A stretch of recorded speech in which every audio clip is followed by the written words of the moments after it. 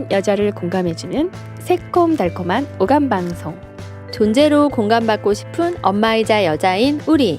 행복한 삶을 위해 꿈을 응원하는 행복한 코나와 친절한 루샤의 엄마도 여자다.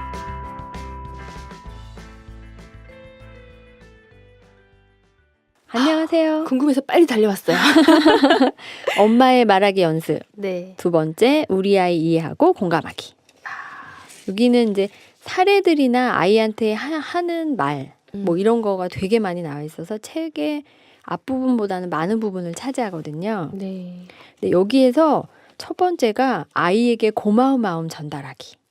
근데 우리는 이걸 어떻게 표현하냐면 잘했어 이렇게 말해요. 네. 굿잡. 늘 이렇게 얘기하죠. 근데 잘했어라고 말하는 거는요. 나보다 밑에 있는 사람 또는 강아지들이 모였을 때 잘했어 이렇게 말해주는 거고 그 존재 사람들한테는 네. 고맙다고 표현하는 거래요. 상사한테 많이 들었던 것 같네요. 근데 엄마들은 보통 잘했어 이렇게 하잖아요. 그래서 아이한테 고마운 마음을 전달할 때 어떻게 하냐면 관찰한 대로 묘사를 먼저 해주라는 거예요. 어제 나왔던 방송에 관찰하고 느낌을 찾고 욕구를 찾은 다음에 부탁하라고 했잖아요. 그래서 관찰하는 거죠. 아이가 어떻게 행동하는지. 그래서 아이가 행동한 모습이 너무 고마운 모습이 있다. 그러면 그걸 그대로 묘사해서 표현해 주는 거예요. 그 다음에 또 고마움 표현하는 방법 중에 하나는 마음에서 올라오는 고마움. 왜 가만히 이렇게 있다가 아이가 했던 행동이나 나한테 뭔가를 전해줬던 거 또는 학교에서 뭔가를 만들었는데 엄마를 위해서 만들었어요. 사랑해요 엄마라고 애들 어렸을 때 많이 만들어 오잖아요. 유치원 때하고 초등 저학년 때까지 왔던 것 같아요. 하트에다가 하트 접기 색종이 접기 해가지고 거기다 딱 열면 엄마 사랑해요 이렇게 한 줄 있고 알큰 반지도 하나 만들어 적 있어요. 알큰 반지요? 아빠도 안 주는 알박힌 반지. 멋진데요. 그래서 그런 사건을 떠올려 보고 그때 떠오르는 감사를 표현해 주라는 거죠. 그러니까 이거는 저럴 때 좋아요. 아이가 내가 어떤 행동을 했으면 하고 바라보고 있는데 걔가 예를 들면 공부를 좀 이제는 그만 놀고 했으면 책상에 앉아 있었으면 하는데 안 하고 있잖아요. 그럼 우리는 어떻게 말해요? 넌 공부는 안 하고 맨날 놀기만 하니? 그렇게 말하잖아요. 근데 그 상황에서 이 말을 해주면 좋은 거예요. 너가 예전에 엄마한테 빨간색 색종이로 하트를 접어갖고 와서 그냥 뭐가 있을까 궁금했는데 엄마 사랑해라는 한마디가 엄마한테 너무 고마웠어. 너무 행복했다. 이렇게 말해주면 얘는 이제 놀고 있어서 불안한데 엄마가 고맙다고 말하니까 엄마가 나한테 고마운 부분이 있었네 라고 생각을 해주는 그래서 요럴 때 쓰면 좋지 않을까 하는 생각이 살짝 들었습니다. 너무 자주 하면 그 말하는 순간 이제 엄마가 다른 행동을 요구하는 거구나. 요것도요 어릴 때까지 통하지 좀 크면은 립서비스 하는 거 알아요. 알 것 같아요. 근데 이제 립서비스라고 안 늦게 진짜 진심을 담아야죠. 우리는 사랑이 가득한 엄마니까. 엄마의 그 컨디션도 중요하겠네요. 그래서 그 다음에 또 하나는 이제 상대 행동이 내 삶에 미친 영향력 표현한 건데 이거는 이제 아이가 나한테 미친 영향. 그러니까 예를 들면 태어나서 내가 힘들고 그랬지만 아이를 키울 때 아이가 예쁜 짓 할 때 행복했던 거. 그 다음에 제때 뒤집고 기면서 누가 뒤집으라고 했나 뒤집고 막 울면서 나 다시 또 똑바로 해달라고 막 우는 모습 보면서도 예뻤고 그런 순간순간에 내가 어떤 영향을 받았는지 얼마나 가슴이 벅차고 따뜻했는지 이런 것들을 이제 느끼면서 표현하라는 거죠. 너가 그때 이렇게 맨날 뒤집고 다시 똑바로 못 와가지고 맨날 울면서 그렇게 하는 모습이 되게 예뻤다 막 이러면서 되게 귀여웠었다 이렇게 얘기해주면 아이는 기억을 못하겠지만 이미지화 하겠죠. 자기의 그랬던 모습을. 그 장면 떠오르네요.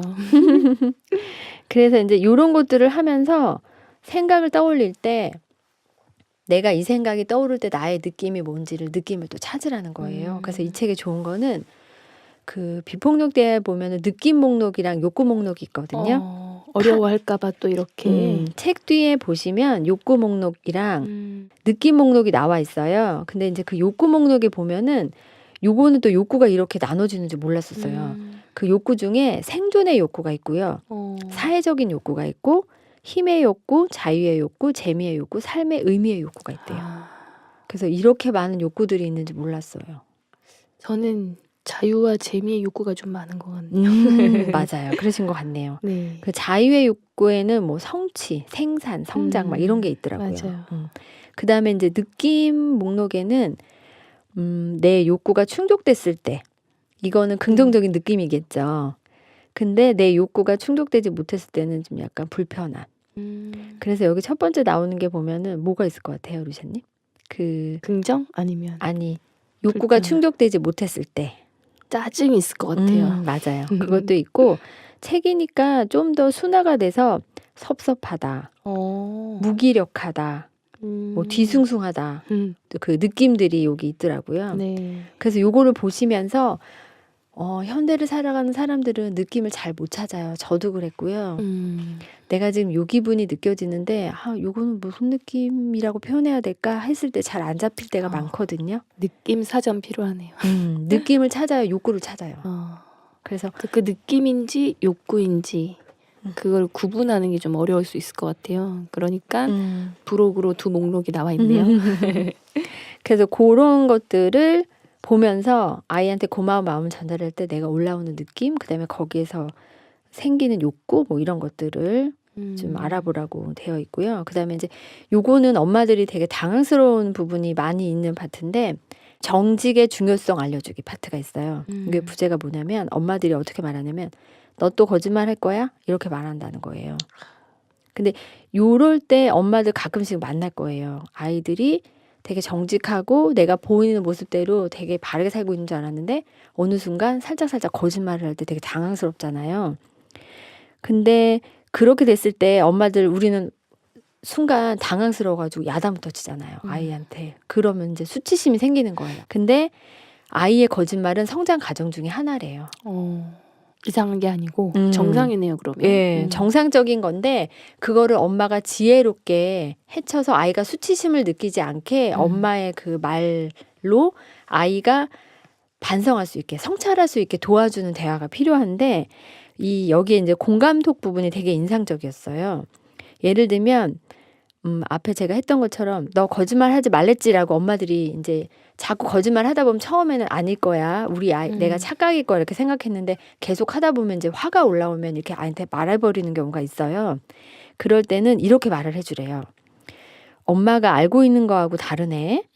그래서 엄마가 좀 혼란스러운데 이해할 수 있게 얘기해 줄 수 있겠니? 라고 아이한테 질문을 던지는 거예요. 엄마의 느낌 얘기하는 거네요. 네. 그러니까 엄마의 느낌을 그럼 얘기하면 아이가 그걸 듣고 엄마가 욱하거나 화를 내거나 자기가 수치심을 준 게 아니라 엄마가 좀 혼란스럽다고 하니까 이제 아이가 얘기를 해주겠죠. 솔직하게 얘기를 해주면 그런데 왜 거짓말을 했어? 라고 이렇게 말하지 말고 지금이라도 솔직하게 말해줘서 고마워. 쉽지 않았을 텐데 대단하다. 이렇게 말을 해주라는 거예요. 전문용어로 아이메시지 같은 건가요? 그렇죠. 그렇게 해주라는 거죠. 네. 그 다음에 이제 제일 중요한 단계가 오는데 또 엄마들은 그렇게 막 말을 끝난 다음에 앞으로 거짓말 하지 마 이렇게 하고 끝내잖아요. 저도 많이 찔려요. 근데 이렇게 얘기를 하는 거예요. 거짓말은 누구나 할 수 있어. 그런데 두 가지 이유에서 옳지 않아. 첫째는 네 자신이 떳떳하지 못해서 불편하고 두 번째는 그 말로 상대방이 힘들 수 있어. 그래서 용기를 내서 말하는 게 중요해. 그 다음에 안심할 수 있는 멘트를 주는 거죠. 엄마가 도와줄게. 이때 용기의 미덕을 꺼내야 되겠군요. 용기의 미덕을 반짝여야 되는 거예요. 그래서 이 말을 딱 보는 순간 이렇게 좋은 말로 아이한테 수치심을 주지 않고 자기를 돌아볼 수 있게 하고 남도 살필 수 있는 말을 할 수 있게 도와줄 수 있는데 그냥 내 기분에 당황스러운 마음에 아이를 수치스럽게 하는 가시를 박지 않았나. 이게 되게 많이 반성되더라고요. 아이도 엄마한테 대화법을 배우겠네요. 그렇죠. 네, 저희가 엄마한테 들었던 잔소리를 다시 아이에게 하는 것처럼 좋은 이런 비폭력 대화를 듣고 자란 아이는 또 자신의 아이한테 그렇게 조곤조곤 따뜻한 메시지를 전할 수 있겠네요. 그렇죠. 대부분은 엄마가 쓰는 말투나 엄마의 단어를 담는다고 하잖아요. 그래서 아까 루시아님이 저번에 말씀하셨듯이 내가 이 말을 했는데 엄마한테 들었던 말을 내가 하고 있다라는 걸 알아차리셨다고. 그러니까 엄마가 평상시에 어떻게 대화를 하느냐에 따라서 아이가 어떤 말을 쓰느냐가 달라지는 거예요. 그래서 이 부분은 정직성에 대한 부분은 엄마들이 당황스러울 수 있지만 요걸 요렇게 그 배움의 순간으로 인식을 해가지고 아이한테 용기를 줄 수 있는, 엄마가 옆에 있어, 든든하게 엄마가 지켜줄 거야 라는 이런 메시지도 줄 수 있는 아주 좋은 대화 같아서 요거는 꼭 좀 알려드리고 싶었어요. 첫 아이의 첫 거짓말이 굉장히 상처였던 것 같아요. 그냥 놀랍죠. 아이가 그쵸. 벌써 거짓말을 할 수 있다는 것이 놀랍고, 근데 이제 사실은 그 이유를 알게 됐을 때는 저는 이제 속았거든요, 그 거짓말에. 근데 남편은 속지 않더라고요. 그래서 내가 좀 무딘가 이 생각도 살짝 하면서, 근데 그 거짓말을 했다는 사실보다 우리 아이가 처음으로 한 거짓말이라서 더 당황했던 것 같아요. 맞아요.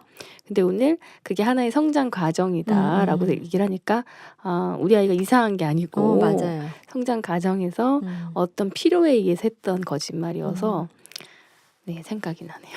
당황하지 마시고 네. 여기 박재현 소장님이 알려주시는 이 대화법으로 네. 아이한테 대화를 하면 엄마와 아이와 관계도 좋아지고. 미리 알았더라면 그렇죠. 그렇게 당황하지 않았을 것 같아요. 굉장히 요즘은 제가 당황해서 막 SNS 올리고 막 했던, 근데 사람마다 반응 되게 달랐던 그 상황이 그렇죠. 생각나네요. 당황하면서 사실은 얘를 어떻게 고쳐줘야지 이런 생각하잖아요. 그렇죠. 어떻게 하면 얘가 다시는 거짓말하지 않게 하지? 막 이런. 근데 이제 그거를 어떻게 하지 않게 하지가 중요한 게 아니라 아이가 스스로 성찰해서 이런 부분에 있어서 내가 이러면 안 되겠구나 느끼게 해야 되는데 엄마는 화를 먼저 낸다는 거죠.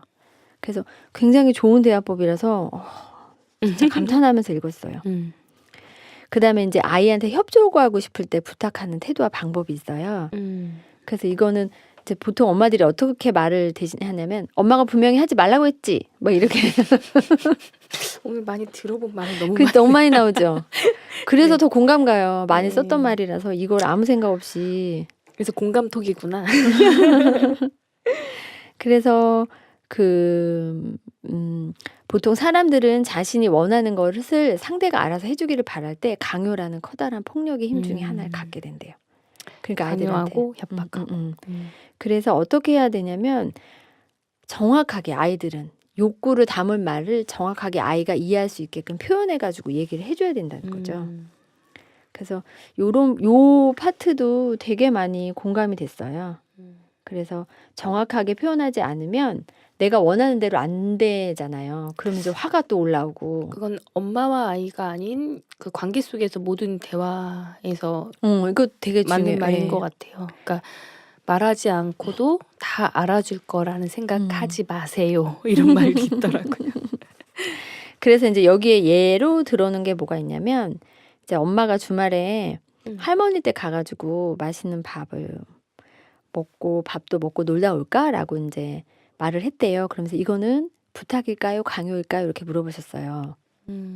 근데 대부분은 부탁 같다고 사람들이 말을 할 텐데 이제 만약에 아이가 이 말을 듣고 나는 할머니 집 멀어서 가기 싫어. 친구들이랑 집에서 놀 거야 라고 말할 때 이제 엄마가 보이는 반응들. 그 다음 반응으로 알 수 있는 거군요. 네. 그래서 예를 들면 이제 첫 번째. 그래 그럼 너 혼자 집에 있어. 아무도 없이 무서울 텐데. 그래도 엄마는 몰라? 결국 협박이네요. 그렇죠. 이거는 두려움을 일으키는 말이잖아요. 또 하나는 또 이렇게 말하는 거죠. 내가 안 가면 할머니가 얼마나 슬프시겠어. 이거는 뭐가 들어가 있는 것 같아요? 강요 같네요. 죄책감을 일으키는 말이에요. 이게? 할머니가 슬프시겠어. 너가 안 가서 미안한 마음을 일으키게 하는. 그다음에 마지막으로 이제 이런 말을 하는 엄마가 있을까? 근데 있으니까 써주셨겠죠? 너 참 이기적이다. 너는 어떻게 매번 내가 하고 싶은 것만 하니? 누가 널 좋아하겠어? 이렇게 말하는 거예요. 누가 널 좋아하겠어? 이거 좀 심했네요. 수치심이에요, 이게.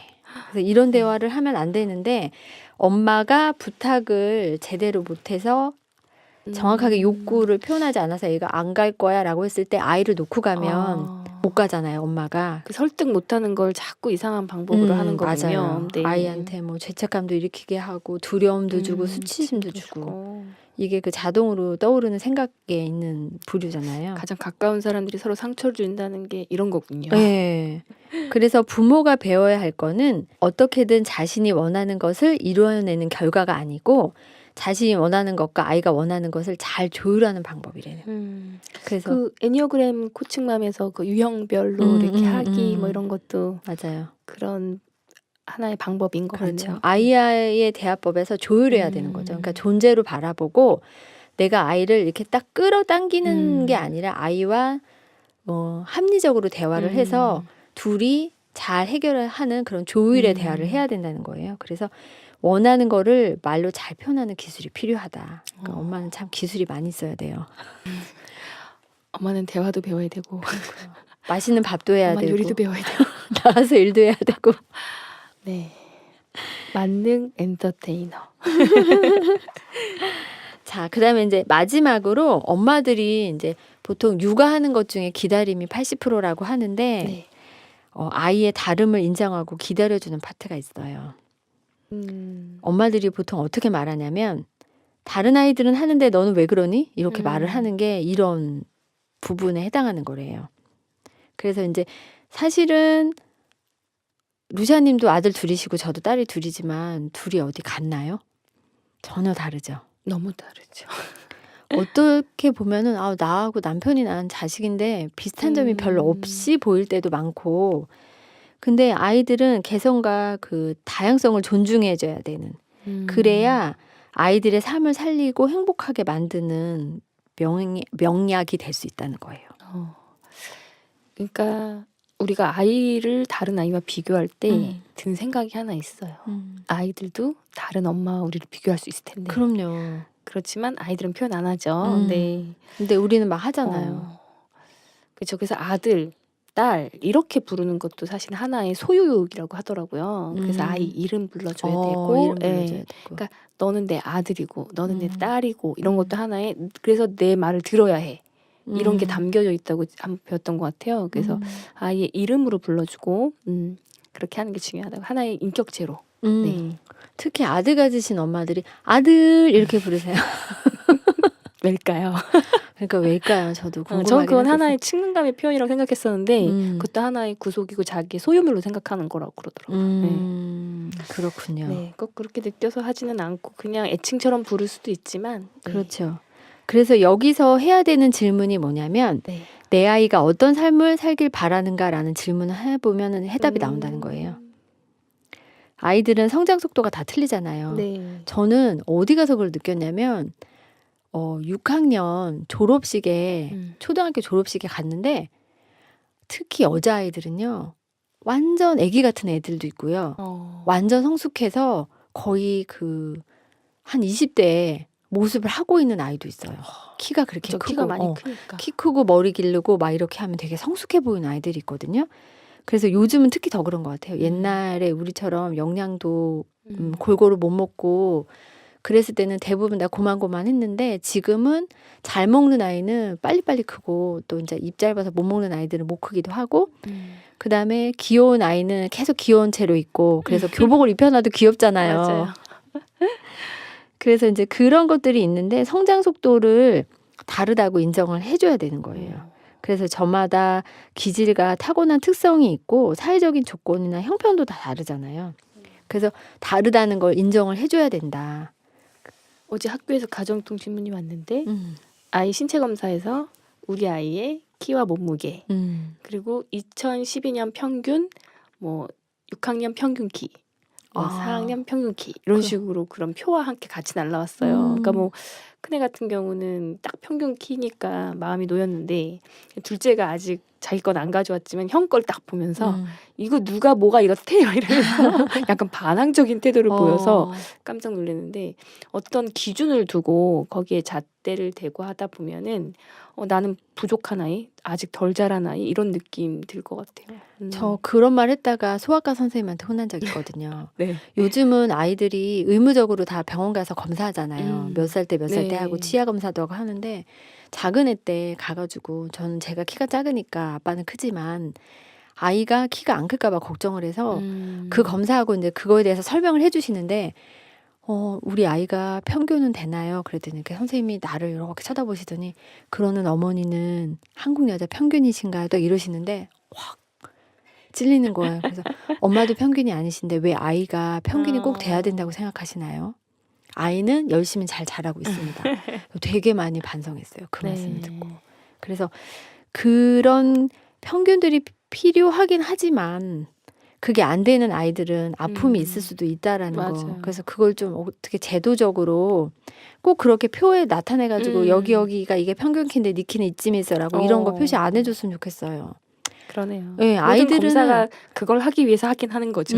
근데 아이들은 언제 더 클지도 몰라요. 안 크다가 나중에 크는 애들도 있고. 그러니까 그런 것 때문에 공부하기도 힘든 아이들을 힘들게 안 해줬으면 그건 자기가 어떻게 할 수 있는 게 아니잖아요. 많이 먹어도 안 크는 애들은 어쩔 수 없는 거잖아요.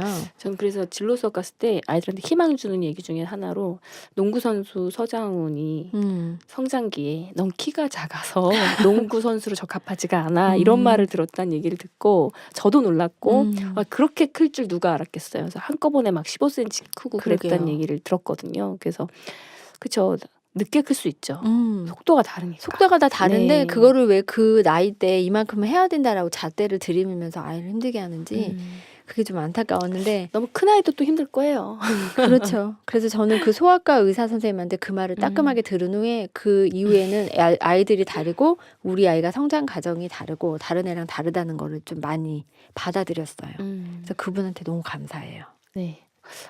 혼나셨는데도 혼났는데 그렇게 기분 성찰하자는 혼남이 있다니. 아니었어요. 내가 잘못한 걸 내가 그쵸. 알아차리게 해주는 아주 하나의 좋은 걱정을 또 있게 해주는 따끔한 말씀이셨던 것 같아요. 맞아요. 그 하늘의 별을 보면 되게 다양하고 예쁘잖아요. 근데 별이 하나만 딱 있다면 어떤 마음이 들까요, 루시아님? 좀 외롭다는 느낌 들겠는데요. 루시아님은 외로워하실 것 같았어요. 아이들은 수많은 별 속에 서 있는 주인공이래요.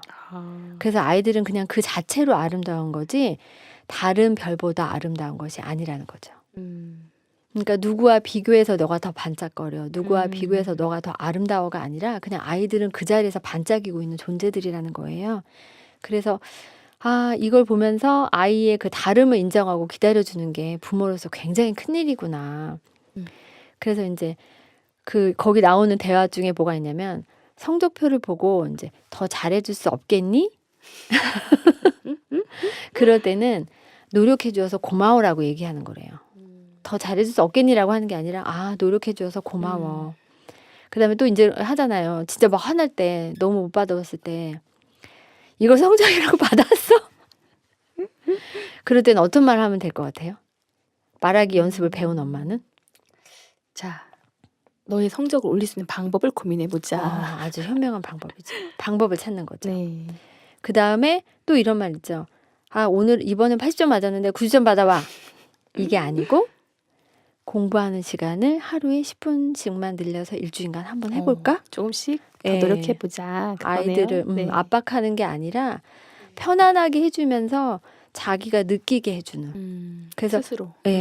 그래서 아까도 계속 얘기했지만 여기 안에 있는 거는 아이들이 스스로 성찰할 수 있는 질문과 따뜻한 대화법이 엄마한테서 필요하다는 거죠. 아이들과 같이 하는 데서. 그래서 뒷부분은 굉장히 많아요, 사례가. 근데 제가 딱 마음에 드는 거 몇 개만 가져왔고요. 이거는 엄마들이 다 읽으시면서 이 말 속에 어떤 가시가 박혀 있는지 아셨으면 다음에 대화할 때 아이와 좀 더 행복한 관계를 유지할 수 있는 되게 좋은 책이라고 생각이 들어요. 가시를 빼고 얘기할 수 있는 방법이 들어있군요. 네, 맞아요. 그래서 읽으면서 내내 감동했고 루시아님 제 책 보시지만 제가 여기에다가 엄청 많이 라벨을 그러니까요. 이건 뭔가요? 막 이럴 정도로 엄청 좋은 부분이 이렇게 많군요. 네. 서평도 썼는데 너무너무 좋아서 이거는 사실 잊어버릴 수 있어요. 내가 자동 생각으로 떠올리던 부분들이 있기 때문에 이거는 계속 연습해야 될 것 같아서 습관을 고치기 힘들죠. 상황마다 이런 생각이 떠올랐을 때 또는 후에라도 내가 이러면 안 됐는데 하고 다시 책을 꺼내서 볼 수 있는 두고두고 볼 수 있는 책이에요. 소장용 책. 네. 그래서 이거는 표지도 너무 예쁘고요. 곁에 두고 계시면 코난이 찍어드려야 되겠어요. 자, 그래서 오늘은 두 번째 이제 아이 공감하는 얘기. 그래서 그 박재원 소장님의 엄마의 말하기 연습을 두 화에 걸쳐서 말씀을 드렸고요. 들으시면서 자책하거나 후회하거나 이런 것보다는 내가 이런 생각을 했었구나. 이제는 이렇게 하지 말아야지. 그다음에 다른 좋은 방법을 찾아야지라는 그렇게 생각하시는 계기를 가지셨으면 좋겠어요. 네. 말하기 연습 너무 좋았습니다. 자, 그러면 오늘은 여기까지 하고요. 또 행복하고 즐거운 시간 보내시고 다음 시간에 꼭 만나요.